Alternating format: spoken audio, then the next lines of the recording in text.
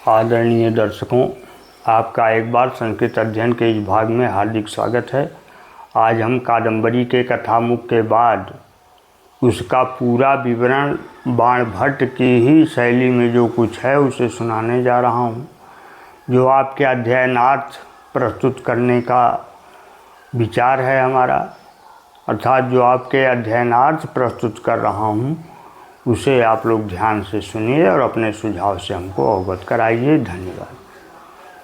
आपने पूर्व कथामुख में यह सुना कि प्रतिहारी ने आकर के जब सूचना दिया महाराज शूद्रक को कि सभा भवन के मंडप पर एक चांडाल कन्या खड़ी है जिसके हाथ में एक तोता है और वो आपके दर्शन को आतुर है, तो उसके लिए आपकी क्या आज्ञा है, आप बताइए, मैं उसे जाकर कह दूँ।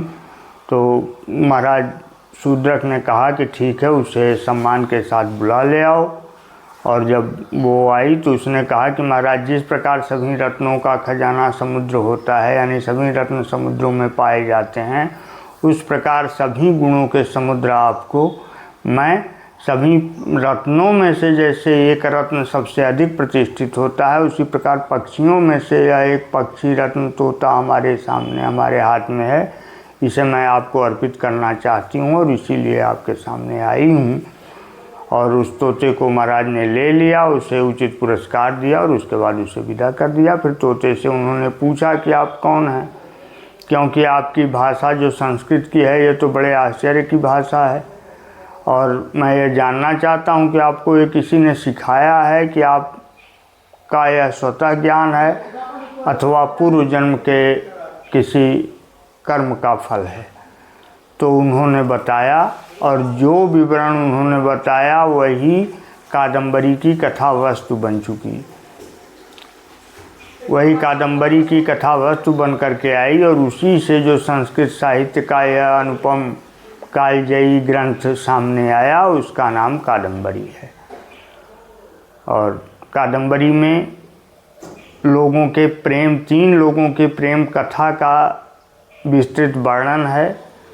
इसी फलस्वरूप उन सबको आपस में एक श्राप मिला था जिसके लिए सब लोगों ने 3-3 जन्म ढोए थे और फिर उसके बाद एक जगह जा कर के उनका मिलन होता है और जितना दुख था सब खुशी में बदल जाता है।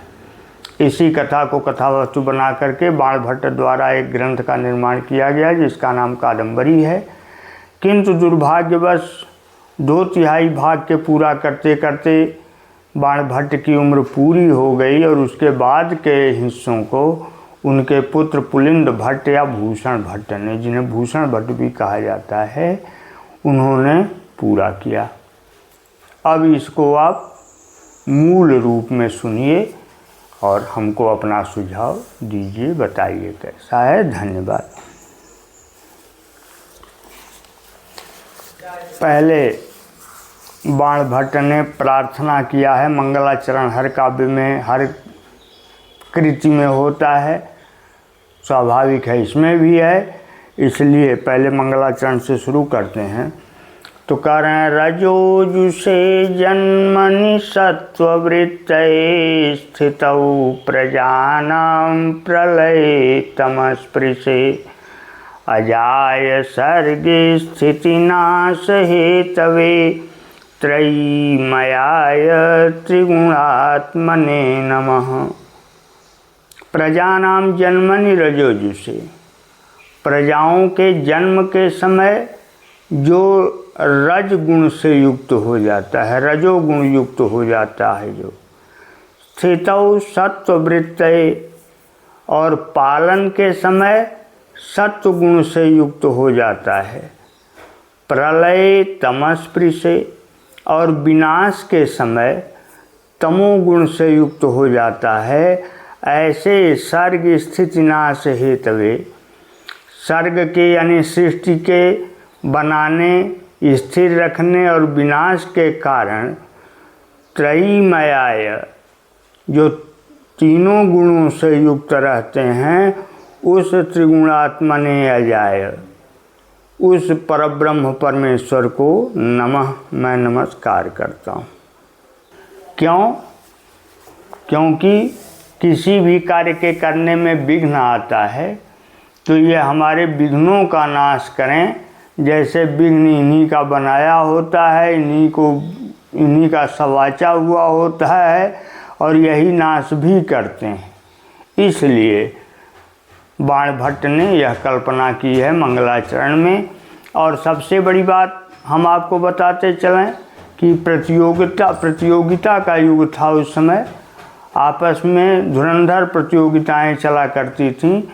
तो विद्वानों ने अधिकांश जगह पर कहा है कि परमात्मा त्रिगुणातीत है। तो बाणभट्ट ने कहा नहीं, वह त्रिगुणातीत नहीं है, त्रिगुण युक्त है। इसलिए उन्होंने इस श्लोक में इस प्रकार से भगवान परब्रह्म परमेश्वर की प्रार्थना किया है।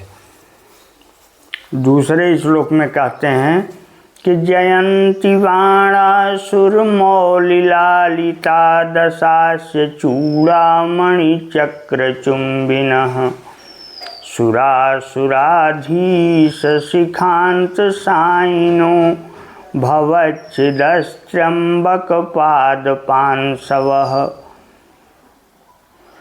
जिसको बाणासुर के मुकुट ने हमेशा सहलाया है,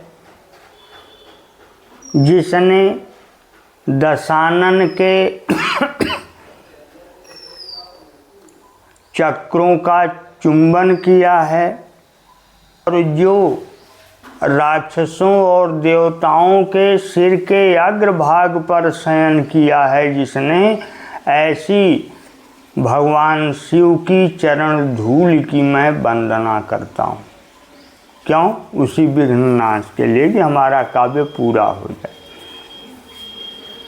फिर आगे कहते हैं जयत्युपेन्द्र सचकार दूरतो बिभित्सयाय क्षणलब्धलक्षया दृशैव कोपारुणयारिपोरुरुः दृशैव कोपारुणयारिपोरुरः स्वयं भयाद्भिन्नमिवास्त्रपाटलम्। जो नृसिंह रूप में अवतार लिए थे, उपेंद्र नाम भगवान का तभी से पड़ा जब से वो नरसिंह रूप में अवतार लिए। उस उपेंद्र की मैं जय की कामना करता हूँ, यानी उन उपेंद्र की जय हो जिन्होंने विदीर्ण करने की इच्छा से दूर से ही क्षण भर में लक्ष्य प्राप्त कर लेने वाली तथा कोप से कारण रक्तवर्णा दृष्टि से ही हिरण्यकशिप के वक्षस्थल को इस भांति रक्त रंजित कर दिया, जैसे लग रहा था कि वो मारे डर के मारे इतना भयाक्रांत हो गया कि उसका हृदय अपने आप फट गया हो। फिर इसके बाद अपने गुरु की प्रार्थना किया उन्होंने कि नमामि भर्वोश्चरणाम्बुजद्वयं सशेखरैर्मौखरिभिः समस्त सामंत किरीट वेदिका बिटंक पीठोल्लुठितारुणांगुलिः। जो मौखर वंशीय राजाओं के मुकुट अर्पण करके पूजी जाती रही हो, अर्थात उनके सामने जो मुकुट सहित झुकते थे, ऐसी उनके घर्षण से जिनकी उंगलियां लाल हो गई थी पैर की, ऐसे अपने गुरुदेव के उन चरण युग्मों की मैं वंदना करता हूँ। फिर आगे से सुन लीजिएगा। अकारणाविष्कृत वैर दारुणाद सज्जनानात् कश्यप अकारणाविष्कृत वैर दारुणाद सज्जनात् कस्य भयं न जायते विषम्महाहेरिव यस्य दुर्वचः सुदुस्सहं सन्निहितं सदा मुखे।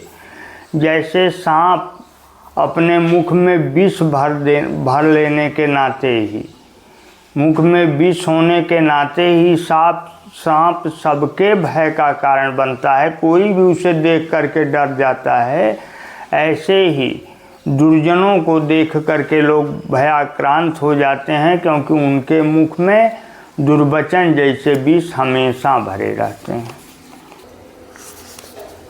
बाणभट्ट के कहने का अभिप्राय यह है कि दुर्जनों से कौन भयभीत नहीं होता, क्योंकि जैसे विषधर सर्प के मुंह में विष भरा रहता है सदैव, उसी प्रकार इनके मुंह में भी कटु वचन सदैव भरे रहते हैं। इसलिए सब लोग इनसे डरते हैं और बच करके रहते हैं।